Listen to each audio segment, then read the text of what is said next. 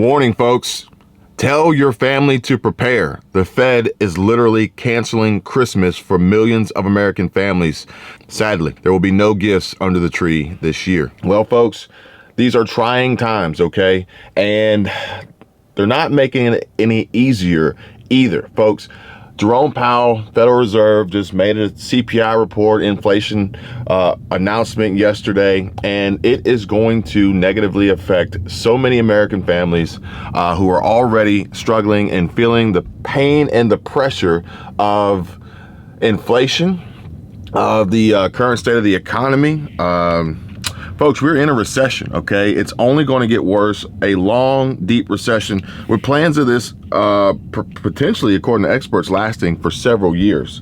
Many people in America have been forced to continue with the harsh consequences of rapid inflation. And that's meant higher grocery bills paired with wages that don't stretch as far, minus any small amount of money in savings that is losing value. Now, for some, it's meant choosing between heating their homes and putting food on the table. And the Fed just made an announcement that will have a hard-hitting and lasting effect on low-income families, middle class and working class poor families, and especially families on fixed income with little to no savings and or less than perfect credit, or even worse, bad credit. Aging populations, the climate crisis, the green energy transition, and a shift from global supply chains towards more local production could realistically continue to nudge up prices for years to come. So we must prepare for that new reality and what it means for families already on the teetering edge of poverty, living paycheck to paycheck, and just barely keeping their heads above water. And that could also mean policymakers have to keep interest rates higher. So again, hurting those with weak credit scores and derogatory credit history even more. Now, experts expect this to last well into 2024, while many families are just worrying about making it through these next few weeks and trying to keep their spirits up. Here, take a look at this. In Hyattsville, Maryland, Anya Remy, an HR professional, is Christmas shopping for her children on a stricter budget than ever before. It's a few items for the kids this year as opposed to getting them all of the things on their list. High inflation has made holiday budgeting a more complicated equation for middle-class families. A November poll found 47% of Americans have less savings than a year ago, and 42% plan to spend less on gifts this season. Only 8% plan to spend more. But up to now, the National Retail Federation says overall holiday spending hasn't slowed. Families are just making sacrifices. Jeanette Duval, a school bus driver, is relying on coupons for the first time. Probably not everybody will have the same quality of gift they used to have. It's a little pinch. Joe Parker says he won't limit spending for his family, just for himself. They're good kids. They do what they're supposed to do, so I'm supposed to fulfill my part. In a new poll, 55% of Americans say rising prices have caused financial hardship for their household. Doesn't take much. Lindsay Cook is one of them. She's a teacher, her husband, a school security officer. Higher prices have forced them to dip into savings the past few months. I'm living paycheck to paycheck, so there's no sort of wiggle room, and it's kind of scary. How has your holiday budget changed? How do you create a budget when you don't have any sort of extra income? She decided to spend no more than $100 for each of her two children. I sense the stress in your voice. I don't want to disappoint my kids. I don't want them to be upset. So it's just kind of sad. Then there are parents like Carissa Warren. We met her back in March when she could barely afford gas with surging fuel prices. Because if we were to fill our tanks, we wouldn't have enough cash for the rest of the week to cover the rest of our bills for that week. With gas prices down and a raise at work, she felt more secure heading into the holidays. Then came the news. Like many Americans, she's getting laid off from her job. What did that do to your budget? What budget? It just kind of blew everything up. Now it's like anything extra is out of the question. She's already purchased a few gifts for 3-year-old Layla and says that's the end of her holiday shopping. And Layla seems just fine with that. You're still going to have a great Christmas. Right, yeah. I mean, that's at the end of the day, as long as she's happy, we're all happy. We won't have gifts under the tree this year, but she will. And so that's all that really matters. So, folks, this story is sad, but it's all but too true. You know, for families out there with little to no savings, low income earners, single income households, and those with zero investments or other forms of income to fall back on.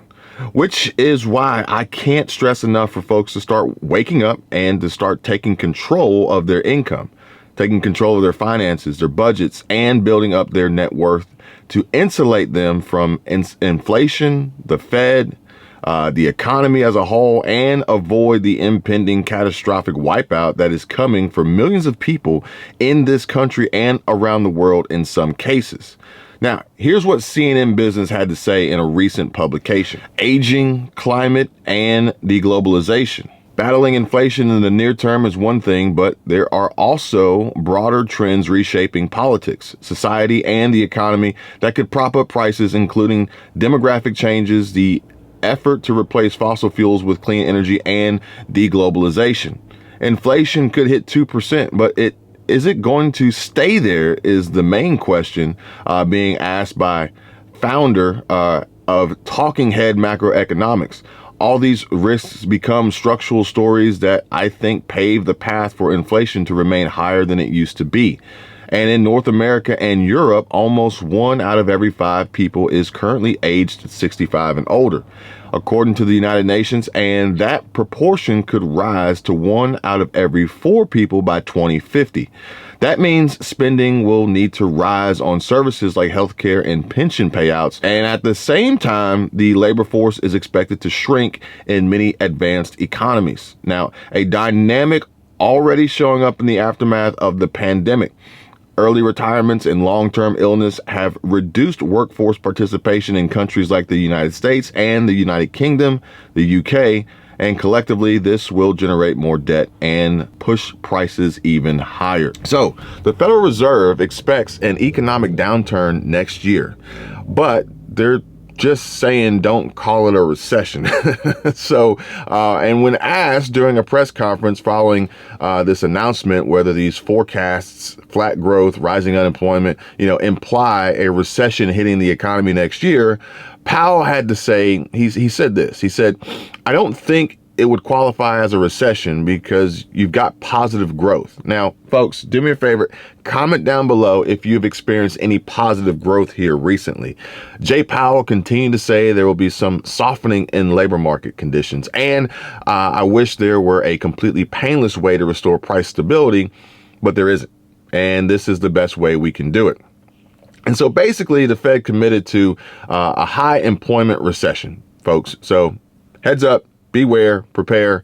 Oklahoma Governor Kevin Stitt argued that the move would hurt low-income Americans most. I would agree. He said in a tweet, the Fed is raising interest rates again, and with inflation up 7.1%, families are still paying record high prices for groceries a week before Christmas. Oklahomans need relief from Biden's inflation, and that starts with eliminating the grocery tax. Now, he's taking a more specific approach, but folks, like I've said before, the future of food is going to be a profit center for many businesses. However, according to a Fox Business report, not all the reaction to Powell's announcement was negative. Many also praised the Fed for taking action to curb inflation, which erodes real wages and reduces the purchasing power of middle and working class Americans. Middle class, working class folks, have you seen your purchasing power dwindle? Let us all know. Arkansas Representative French Hill tweeted, the Fed kept interest rates too low for too long. They're now left playing catch up in hopes of beating inflation in the short run without damaging our economy in the long run. I welcome their efforts to mitigate inflation and urge Chairman Powell to steer clear of policy fads. And Tiana Lowe, a commentator for Washington Examiner, seen here sitting poolside with a tasty-looking cocktail beverage, tweeted, if Jerome Powell holds fast and interest rates average at over 5% next year, he should absolutely be Time's Person of the Year. Good stuff in his presser right now. Imagine, folks, interest rates over 5%. That would be devastating for many. And she also said that markets tumbled on Powell's announcement that the Fed sees interest rates averaging at over 5% through next year and over 2% in the long run. Is the era of easy money finally over? Good question. Well, for smart investors, this will certainly look like a long-term buying opportunity for a growth play in the next 2 years. And for anybody who's looking at the market right now and making comments on videos saying that, these stock prices are falling knives, I've got 3 words for you: dollar cost averaging. Look it up. And so what do our possible solutions look like? We've got some comments here that are making recommendations for folks to go out and grow food. Grow food, buy animals and farmland now. Liquidate all your assets and bring your family to Brazil or Thailand is a great choice. With everything going on, this sounds like part of the plan. More shortages, continued inflation, etc. But then others are saying, yes, sir, that's right. Don't be afraid to make the money you don't know your potential. Everybody should walk off the job at the same time and show these companies who really needs who. Thank you for your idea of starting a business. That is what my husband and I did along with working our hourly jobs. It does make a big difference. Love your and Squirrel Tribe's videos. Keep up the good work and don't give up. Merry Christmas to you and your family. Well, folks, these are trying times, okay? And if you guys want to know more and connect on a more intimate level with me directly, check the links in the description and send me a DM if you are a member of the network. If you or your family or anyone you know is severely at risk of being wiped out by inflation, this long and deep recession, the Fed, the economy, higher food prices, job loss, rent price increases, or anything else, please do them a favor and share this information with them. You guys take care, be safe. I'll see you on the next one.